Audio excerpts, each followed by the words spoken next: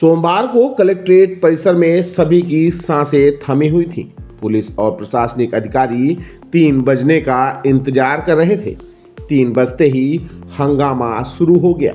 एक अधिवक्ता राजस्व विभाग की कार्रवाई और प्रक्रिया से इतने नाराज हुए कि सामूहिक आत्मदाह करने कलेक्ट्रेट पहुंच गए। वह अपने साथ एक आत्मदाह की अनुमति पत्र लेकर पहुंचे थे, साथ ही वसीयतनामा भी लेकर आए थे। काफी देर तक कलेक्ट्रेट में हाई वोल्टेज ड्रामा चलता रहा, लेकिन बाद में कुछ नहीं हुआ। आश्वासन के बाद आत्मदाह करने पहुंचे पीड़ित वापस लौट गए। इसके बाद ही पुलिस और प्रशासन ने राहत की सांस ली। आपको बता दें कि कलेक्ट्रेट में घंटों हंगामा खड़े करने वाले पीड़ित का नाम इंद्रपाल सोनी है। यह महाजन टोला गड्डी रोड खुर्द निवासी है। पेशे से अधिवक्ता है। अधिवक्ता ने बताया कि वह 6 साल से राजस्व अधिकारियों की लापरवाही के कारण कलेक्ट्रेट के चक्कर लगा रहे हैं। उन्होंने नायब तहसीलदार बनकुइया और पटवारी पर लापरवाही का ठीकरा फोड़ा है।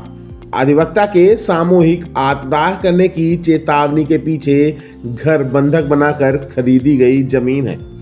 अधिवक्ता इंद्रपाल सोनी ने बताया कि उन्होंने 2019 में बहुरी बांध में 16 लाख रुपए में जमीन खरीदी थी। राजेंद्र तिवारी से जमीन खरीदी गई थी। नामांतरण आदेश के लिए नायब तहसीलदार बनकुइया रत्नराज पांडे के पास आवेदन किया गया था। नामांतरण हो गया, लेकिन इस्तलाबी नहीं कराई गई। अधिवक्ता ने आरोप लगाया कि उसी जमीन को दोबारा बेच दिया गया। नामांतरण और इस्तलाबी भी कर दी गई।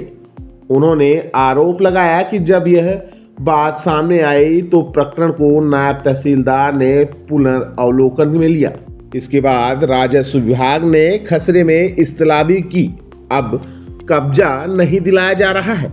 अधिवक्ता जमीन पर कब्जा दिलाने के लिए लगातार कलेक्ट्रेट के चक्कर काट रहे थे।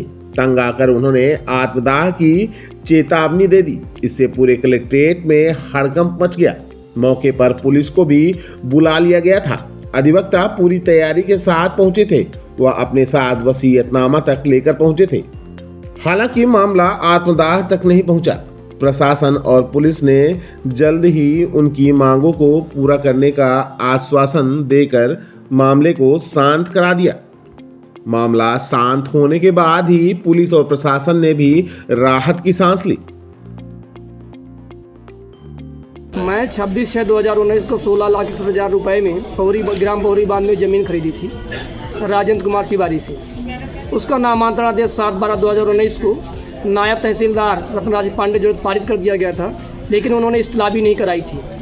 इस्तलाबी न कराने के बाद उन्होंने प्रकरण विक्रेता को एक फर्जी ढंग से तरह से मुझे आवेदक बना दिया पर कमिश्नर के यहाँ। वहाँ फाइल पड़ी रही। इसके बाद कोरोना काल आ गया 2020 और 21 में। उन्होंने दोबारा 12/4/2021 को रीवा शहर के मैया हत्याकांड के आरोपी हंसराज सिंह को दोबारा 11,10,000 रुपये में उस ज़मीन को पुनः बेच दिया। अब पुनः उसी रत्नराज पांडे नायब तहसीलदार महोदय के द्वारा नामांतरण कर दिया गया और इस्तलाबी भी खसरे में करा दी गई। जब मुझे जानकारी हुई तो स्वयं उन्होंने अपनी इच्छा से अपने संहिता के आधार पर उन्होंने पुनर्विलोकन लेने का आवेदन अनुविभागीय अधिकारी के समक्ष प्रस्तुत किया, जिसमें वर्तमान में थे माननीय कलेक्टर महोदय डॉक्टर इलैया टी। उन्होंने नायब तहसीलदार को लिखा कि भविष्य में ऐसी विधि की त्रुटि न की जाए और पुनर्विलोकन की अनुमति दी।